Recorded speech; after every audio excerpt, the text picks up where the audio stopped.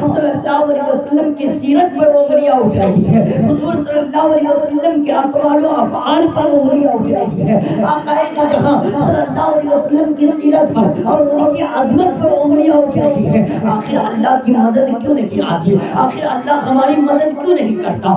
قرآن کی عظمتوں کو پامال کیا جا رہا ہے، اللہ کی مدد کیوں نہیں آتی؟ مسجدیں ویران کی جا رہی ہے، آخر اللہ کی مدد کیوں نہیں آتی؟ برادران ملت اسلامیہ، چاہے وہ عالم ہو، چاہے وہ متقی ہو، چاہے وہ پرہیزگار ہو، چاہے وہ جاہل ہو، چاہے وہ مرد ہو، چاہے وہ عورت ہو، چاہے وہ بچہ ہو، جب سارے لوگ ملک کی اس حالات سے گزر رہے ہیں اور اس حالات میں اپنی سانسیں لے رہے ہیں، تو اس وقت سب لوگ یہی کہہ رہے ہیں کہ آخر اللہ کی مدد کیوں نہیں آتی؟ آخر اللہ ہماری مدد کیوں نہیں کرتا؟ آخر اللہ کی امداد کا نزول کیوں نہیں ہوتا؟ برادران ملت اسلامیہ، ہمارے نوجوان کہیں گے کہ مولانا ہم نے سنا ہے اور حدیثوں میں اور قرآنوں میں پڑھا ہے کہ اللہ مدد کرتا ہے۔ اللہ تبارک و تعالیٰ نے ابراہیم علیہ السلام کی اس شکل اس صورت میں مدد کی کہ جب نارے نمرود میں ابراہیم علیہ السلام کو ڈالا گیا تو اللہ تبارک و تعالیٰ نے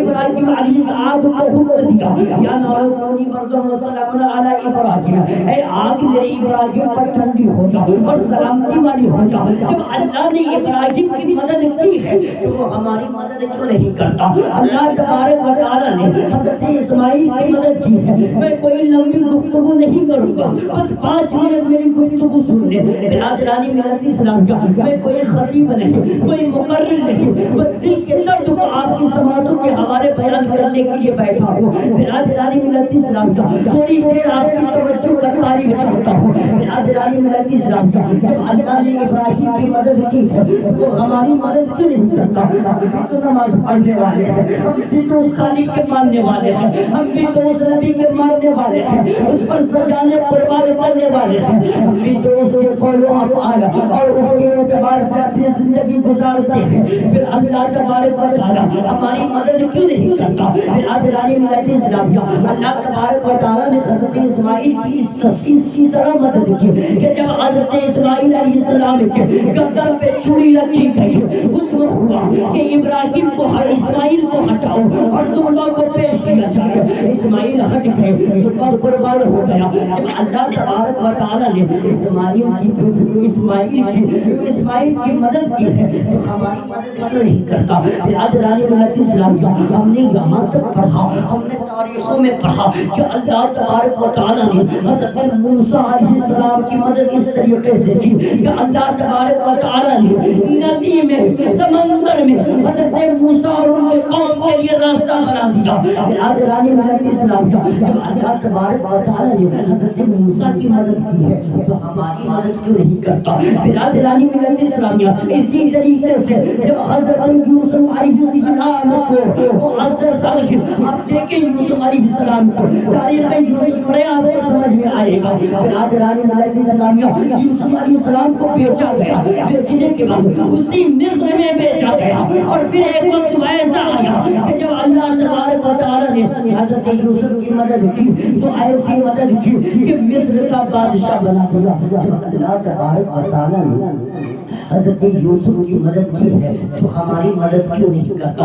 اے مولا، تو نے ابراہیم کی مدد کی، ہماری مدد کیوں نہیں کرتا؟ تو نے اسماعیل کی مدد کی، ہماری مدد کیوں نہیں کرتا؟ تو نے عیسیٰ کی مدد کی، ہماری مدد کیوں نہیں کرتا؟ مولا، ہم نے تاریخوں میں پڑھا کہ جنگ بدر کے موقع پر اللہ تبارک و تعالیٰ نے صحابہ کرام کی مدد اس صورت میں نازل کی کہ فرشتوں کی جماعت بھیجی، فرشتوں کی جماعت بھیجی اور فرشتوں نے آدم مقدس صحابہ کرام کی مدد کی۔ جب اللہ تبارک و تعالیٰ نے صحابہ کی مدد کی ہے تو ہماری مدد کیوں نہیں کرتا؟ برادران ملت اسلامیہ، اب کچھ نوجوان کہیں گے مولانا یہ جو مدد کرنے کی جو تاریخ ہے اور جو یہ واقعات ہیں صرف کسی مقرر کے الفاظ تو نہیں، کسی مقرر کی زبان تو نہیں۔ برادران ملت اسلامیہ، نبی میرے عزیز رکھیے، سن لو اور اچھی طرح سن لو کہ جس طریقے سے میرا خالق کل مدد کرنے پر قدرت رکھتا تھا اسی طریقے سے آج بھی مدد کرنے پر قادر ہے اور وہ مدد کرتا ہے اور کر بھی سکتا ہے۔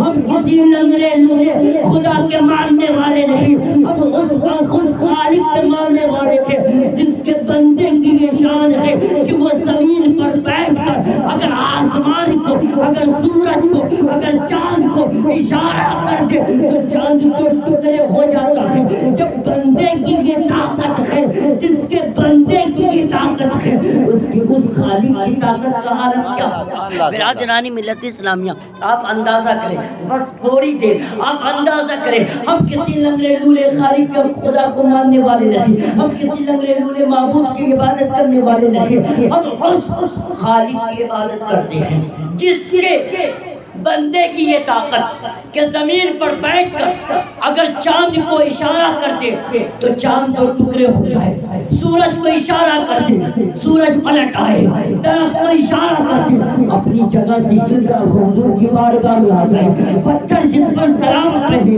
برادرانی ملت اسلامیہ، وہ آقائے جہاں صلی اللہ علیہ وسلم، برادرانی ملت اسلامیہ، یہ ساری چیزیں ہیں تو پھر اللہ تبارک و تعالی ہماری مدد کیوں نہیں کرتا؟ آج مسجدیں ویران ہو رہی ہے، آج وہ بیٹیوں کی عزت لوٹی جا رہی ہے، اسلام جیسی شریعت پر انگلیاں اٹھائی جا رہی ہے، آقائے امہات المومنین پر لوگ تبرہ کر رہے ہیں، ان کا آوازیں کھول رہے ہیں، زبانیں کھول رہے ہیں۔ آج کیا بات ہے صاحب کہ آج پوری قوم کی، پوری دنیا مذہب اسلام کو، برادرانی ملت اسلامیہ، مذہب اسلام کو معزز سمجھے نشانے پر لے چکی ہے، اور ہر جگہ مذہب اسلام کو ڈیبیٹ کیا جا رہا ہے، مذہب اسلام کے بارے میں معزز سمجھے غلط ملت کی جا رہی ہے۔ سب سے بڑی بات تو یہ ہے کہ آقائے جہاں صلی اللہ علیہ وسلم کی عظمت پر لوگوں نے انگلیاں اٹھا دی۔ آخر اللہ تبارک و تعالیٰ کی مدد کیوں نہیں آئی؟ اللہ ہماری مدد کیوں نہیں کرتا؟ تو میرے قوم کے نوجوانوں اچھی طرح سن لیں اور اس بات کو اپنے ذہن اور اپنے دل میں جگا دیں۔ اللہ تبارک و تعالیٰ نے 1400 سال پہلے جب قرآن مقدس نازل فرما دی تو اللہ تبارک و تعالیٰ نے اس وقت 2 کنڈیشن لگائے، 2 شرط لگا دی، فرمایا اے بندے اگر تجھے میری مدد چاہیے، اگر تو چاہتا ہے کہ میں تیری مدد کروں، اگر تو چاہتا ہے کہ اپنے آنکھوں سے اللہ کی امداد ہوتے ہوئے دیکھے، اگر تو چاہتا ہے کہ تیرے سامنے اللہ کی مدد نازل ہو تو اس کے لیے 2 شرطیں ہیں۔ اب جب تک بندہ 2 شرط پورا نہ کرے گا، آسمان کی طرف دیکھتے دیکھتے آگ کی سیاہی گر جائے گی، آگ کی روشنی ختم ہو جائے گی، لیکن اللہ کی مدد نہیں آئے گی۔ کیوں؟ اس وجہ سے کہ اللہ تبارک و تعالیٰ نے 2 شرطیں لگائی، 2 کنڈیشن لگایا کہ اے بندے اگر تجھے میری مدد چاہیے تو اس کے لیے 2 شرط ہے، 2 کنڈیشن ہے، جب تم اسے پورا کرو گے تو تمہاری مدد آئے گی، تمہاری مدد کی جائے گی۔ اب وہ 2 کنڈیشن کیا ہے، 2 شرطیں کیا ہیں؟ تو اٹھاؤ قرآن پاک، اللہ تبارک و تعالیٰ قرآن مقدس میں ارشاد فرماتا ہے یا ایھا الذین آمنوا استعینوا بالصبر والصلاۃ، یا ایھا الذین آمنوا استعینوا بالصبر والصلاۃ، کہ اے ایمان والو اللہ کی مدد طلب کرو، اے ایمان والو اللہ کی مدد طلب کرو۔ کس چیز سے طلب کریں؟ نماز اور صبر سے، نماز اور صبر سے اللہ کی مدد طلب کرو۔ اب دیکھیں ہماری زندگی میں نماز ہے یا نہیں، اپنی زندگی کا محاسبہ کریں۔ ہم یہ کہتے ہیں کہ مذہب اسلام پہ انگلیاں اٹھ رہی ہیں، حضور کی عظمت پہ انگلیاں اٹھ رہی ہیں، مسجدیں ویران ہو رہی ہیں، مسجدوں کو شہید کیا جا رہا ہے، اللہ ہماری مدد کیوں نہیں کرتا؟ اللہ نے 1400 سال پہلے معزز سامعین کنڈیشن لگا دی کہ بندے اگر میری مدد چاہیے تو اس کے لیے 2 شرطیں ہیں، جب تک یہ دونوں شرط پورا نہ کرے گا تجھے آنکھیں آسمان کی طرف دیکھتے دیکھتے تیرے آنکھ کی روشنی ختم ہو جائے گی، لیکن اللہ کی مدد نہیں آئے گی۔ 2 کنڈیشن کیا؟ یا ایھا الذین آمنوا استعینوا بالصبر والصلاۃ، اے ایمان والو اللہ کی مدد طلب کرو نماز کے ساتھ اور صبر کے ساتھ۔ اب ہم بتائیں اپنی زندگی میں دیکھیں ہمارے پاس میں معزز سامعین گفتگو اور خطاب بہت کم کرتا، دل کی درد جو ہے بس وہی بیٹھتا ہوں تو بیان کرتا ہوں۔ معزز سامعین آپ سوچیں تو صحیح، جو عبادت، آپ ہمیں ایک چیز بتائیں، روزے پر اتنی تاکید کیوں نہیں کی گئی؟ آپ کی توجہ میری طرف ہے؟ بہت ساری عبادتیں ہیں، روزے پہ اتنی تاکید کیوں نہیں کی گئی؟ نماز میں اتنی تاکید کیوں؟ قرآن مقدس میں تقریباً 80 سے زائد جگہ پر اللہ نے ارشاد فرمایا اقیموا الصلاۃ، نماز قائم کرو۔ آخر وجہ کیا ہے؟ بے شک آخر وجہ کیا ہے؟ اللہ تبارک و تعالیٰ نے کسی اور عبادت پر اتنا معزز علی تاکید کیوں نہیں کی؟ روزے پر بھی کر سکتا تھا، حج پہ بھی کر سکتا تھا، زکات پہ بھی کر سکتا تھا، لیکن نماز میں کیوں؟ آپ دیکھیں، روزہ رکھنے کے لیے، حج کرنے کے لیے دولت کی ضرورت ہے، بغیر دولت حج نہیں کر سکتا۔ زکات دینے کے لیے دولت کی ضرورت ہے، بغیر دولت کے مالک نصاب ہوں گے ہی نہیں تو زکات کیا دے؟ اور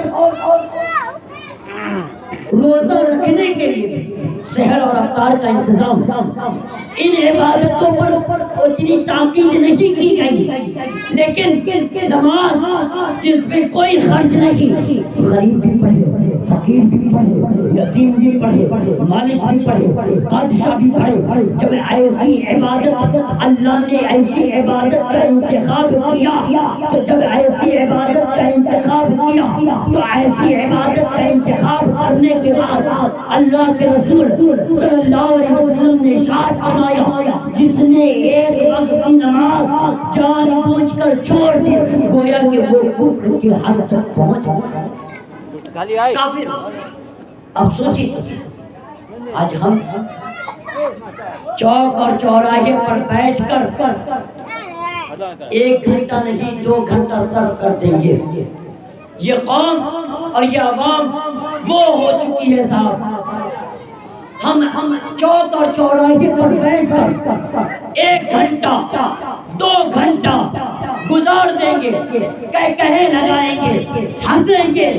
حضور نے آقا کریم صلی اللہ علیہ وسلم ایک سفر سے آ رہے تھے، کچھ صحابہ تشریف فرما تھے، صحابہ آپس میں بات کی اور مسکرا رہے تھے، حضور کی نظر پڑی، آقا کریم صلی اللہ علیہ وسلم نے اپنی سواری کو روکا اور روکنے کے بعد یہ جملہ آپ اپنے دل پر نوٹ کر لیجئے گا، معزز سامعین، حضور نے اپنی سواری روکی اور روکنے کے بعد ان صحابہ سے فرمایا کیا تمہیں جنت کی خوشخبری مل گئی؟ کیا تمہیں جنت کی خوشخبری مل گئی؟ صحابہ خاموش۔ حضور نے فرمایا حیرت ہے کہ جسے جنت کی خوشخبری نہ ملی ہو اور وہ زمین پر آ کر کہے لگا، ہنستا ہو۔ یہ صحابہ کی بات ہے صحابہ، لاکھ تابعین لاکھ بزرگان دین کتب ابدال مل کر بھی صحابہ کے مقام کو نہیں پہنچ سکتے، یہ ان کا حال ہے۔ حضور نے ان کو نصیحت کی، ہمارا اور ہم اور آپ کس کے کہاں ہیں؟ لیکن آج ہماری زندگیوں میں لوگ کہتے ہیں مولانا اسٹیج پر بیٹھا ہے کہ تو نماز بیان نہیں کرے گا تو کیا کرے گا، یہ نہیں کرے گا تو کیا کرے گا۔ معزز سامعین، اس وجہ سے نہیں رہے، عنوانات بے شمار ہیں، جس عنوان پر آپ نظر اٹھا لیں اس عنوانات پر آپ گفتگو کر سکتے ہیں، لیکن معزز سامعین بس کہنے کا مطلب اور مقصد یہ ہے کہ نماز وہ عبادت ہے کہ اللہ کے رسول صلی اللہ علیہ وسلم نے فرمایا نماز میری آنکھوں کی ٹھنڈک ہے، نماز مومنوں کی معراج ہے۔ لیکن معزز سامعین آج ہماری قوم کے نوجوان نمازوں سے کوسوں دور ہیں۔ شیخ سعدی نے کہا روز محشر کی جا گداز بہت اولی بخشش نماز بہت، کہ اگر کسی آج امام صاحب اپنے مسجدوں سے آواز دے رہے ہیں حی علی الصلاۃ حی علی الفلاح حی علی الفلاح حی علی الفلاح، آؤ کامیابی کی طرف، آؤ بھلائی کی طرف، آؤ کامیابی کی طرف، آؤ بھلائی کی طرف، لوگ دعوت دیتے ہیں۔ لوگوں نے آپ کو دعوت دی، میری گفتگو معزز سامعین بڑی تلخ ہوتی ہے. میں آئینہ ہوں دکھاؤں گا چہرے کی داغ، جسے خراب لگے وہ سامنے سے ہٹ جائے. معزز سامعین تھوڑا توجہ تو کریں. برادران ملت اسلامیہ، آقا کریم صلی اللہ علیہ وسلم اگر آپ کو کسی دنیا دار نے ولیمے کی دعوت دی، برات کی دعوت دی، شادی کی دعوت دی، 1 گھنٹہ پہلے تیار ہو جائے گا کہ فلانے کی دعوت میں جانا ہے، ولیمے کی دعوت میں جانا ہے، شادی میں جانا ہے، برات میں جانا ہے. لیکن جو خالق آپ کو دن میں 5 مرتبہ دعوت دیتا ہے، اس کی دعوت کا کوئی احساس نہیں.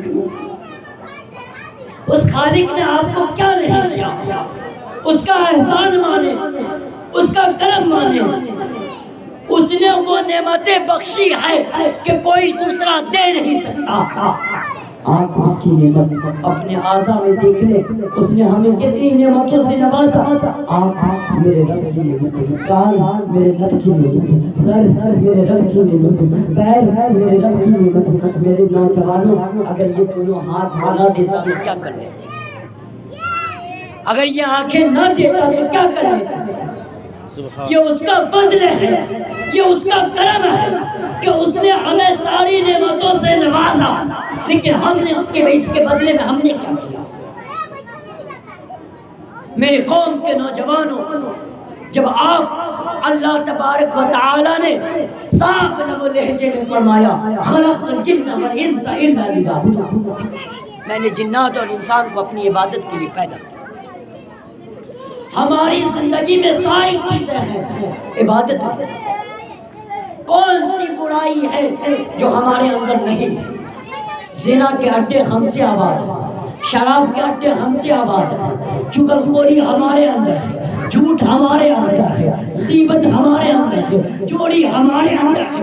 دنیا کا سب گناہ ہمارے اندر موجود. نیکیاں کہاں؟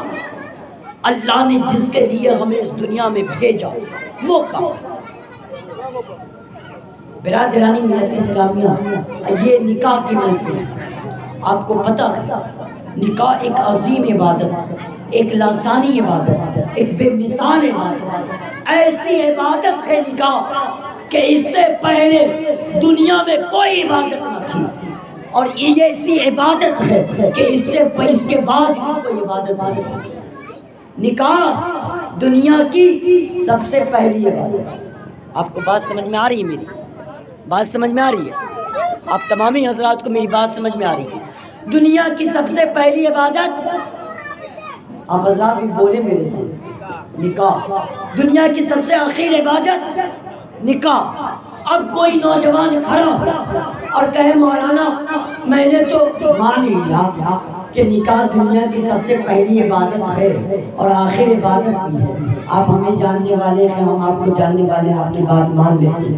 لیکن کوئی دلیل، کوئی ثبوت تو چلتے چلاتے ایک مثال دے. دنیا کا سب سے پہلا انسان آدم علیہ السلام. آدم علیہ السلام کو جب اللہ تبارک و تعالی آدم علیہ السلام کے جسم میں روح ڈالا، اور روح ڈالنے کے بعد آدم علیہ السلام کو جنت میں بھیجا. جنت میں بھیجنے کے بعد جنت میں ساری راحتیں، سارے قرار، ساری سکون موجود تھی. لیکن پھر بھی آدم کہے مولا تیری جنت میں سب ہے، لیکن میرا کوئی رفیق نہیں، میرا کوئی شفیق نہیں، میرا کوئی دوست نہیں. کوئی میرا ہمسفر پیدا کر، کوئی میرا ساتھی پیدا کر، کوئی میرا دوست پیدا کر. ایک فکر دوں یہیں پہ، بس آپ تھوڑی دیر ایک فکر دوں کہ اگر بیوی کتنی قیمتی ہے. آج لوگ بیویوں کو گالی دیتے ہیں، بیویوں کو پیر کی جوتی سمجھتے ہیں، بیویوں کو معزز سامعین گالیاں دی جاتی ہیں. یاد رکھو بیویاں گالی دینے کے لیے نہیں ہے. برادرانی ملت اسلامیہ، آدم جنت میں ساری راحتیں موجود. امام صاحب کی امام خطیب تشریف فرما بڑی محنت و مشقت کرتے ہیں. اللہ تبارک و تعالیٰ کی بارگاہ میں دعا ہے کہ مولا اپنے حبیب کے صدقے میں ان سے جو دین کا کام لے رہا ہے اس میں اور برکتیں عطا فرمائے۔ برادران ملت اسلامیہ اور حضرت کو سلامت رکھے۔ برادران ملت اسلامیہ، میں اپنی جو باتیں میں گفتگو جس عنوان پہ کر رہا تھا بس اسے مکمل کر میں اپنی گفتگو کو ختم کرتا ہوں، اس لیے کہ جب بادشاہ، جب معزز سامعین موجود ہو تو معزز سامعین پھر رعایت بولنے کا حکم ہے۔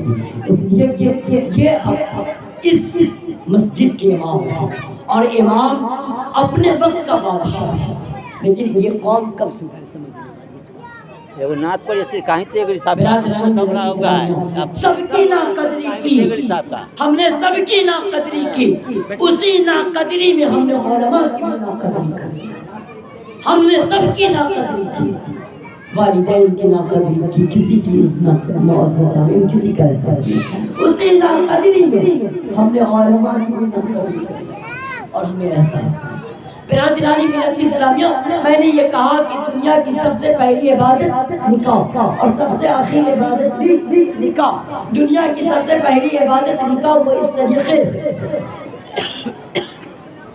کہ اللہ تبارک و تعالیٰ نے جب حضرت آدم علیہ السلام کو کہ جسم میں پتلے میں معزز سامعین روح ڈالی اور جب جنت میں آپ کو حکم دیا تو جب ساری راحتیں موجود تھی جنت میں، آدم نے فرمایا مولا تیری جنت میں سب کچھ ہے لیکن میرا کوئی رفیق نہیں، میرا کوئی شریک نہیں، میرا کوئی دوست نہیں۔ پتہ کیا چلا کہ اگر بیوی کے بغیر جنت بھی مل جائے تو آدم علیہ السلام جو معزز سامعین اظہار پیش کیا اس کے اعتبار سے اگر بیوی کے بغیر انسان کو جنت بھی مل جائے تو انسان اسے ادھورا ادھورا محسوس کرتا ہے۔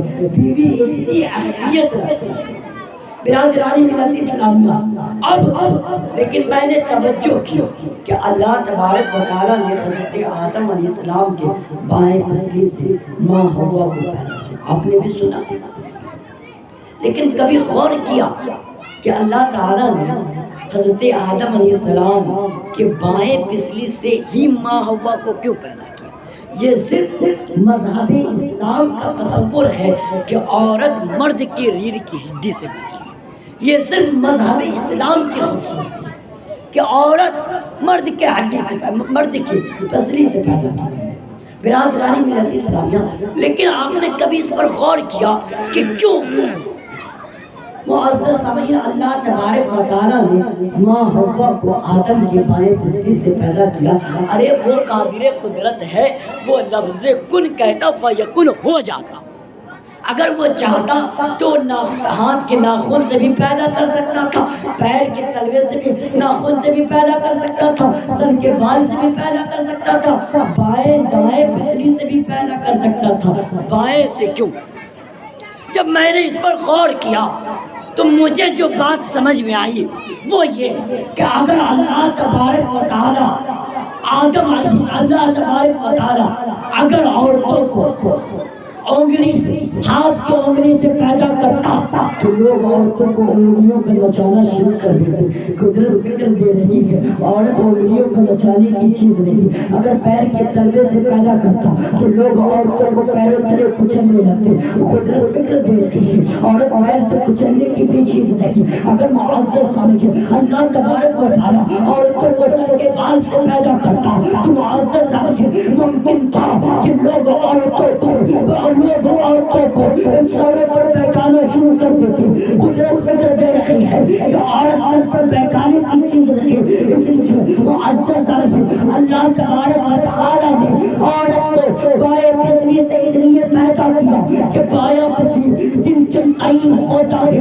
اللہ تبارک و تعالیٰ نے فکر دیا کہ عورت نہ پیر سے کچلنے کی چیز ہے، نہ سر پر بیٹھانے کی چیز ہے، نہ انگلی پہ نچانے کی چیز ہے، بلکہ میں نے عورت کو دل کے قریب سے پیدا کیا ہے، وہ دل میں رکھنے کی چیز ہے، یہ محبت کرنے کی چیز ہے، یہ الفت کرنے کی چیز ہے، یہ پیار کرنے کی چیز ہے۔ نعرے تکبیر، نعرے رسالت، ماشاء اللہ ماشاء اللہ۔ برادران ملت اسلامیہ، حضرت کا حکم سلام میں اپنی گفتگو یہیں پہ ختم کرتا ہوں. انشاءاللہ زندگی حیات باقی نہیں تو پھر کسی نہ کسی موقع پہ ملیں گے. گلشن میں مجھے پھول کھلتے ہی رہیں گے انشاءاللہ. زندگی باقی نہیں تو پھر ملیں گے.